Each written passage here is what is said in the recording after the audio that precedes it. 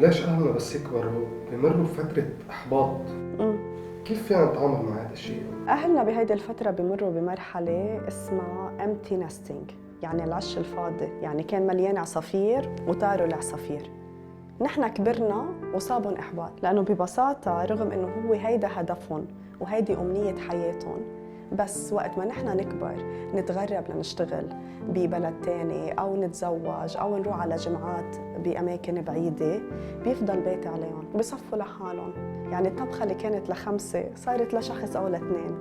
شوال الأورنج اللي كانوا يجيبوا لها يعملوا عصير بطلوا يجيبوا أورنج، بلكي ما عاد حبوا يجيبوا أورنج، فبيفضل بيت عليهم. هون ضروري كتير إنك تتواصل مع أهلك بشكل يومي أو أسبوعي، لأنه مفروض ما تتركهم لأفكارهم، مفروض يحسوا إنه أنت بتحبهم وبتفكر فيهم وإنه هن مدعومين ومسنودين منك.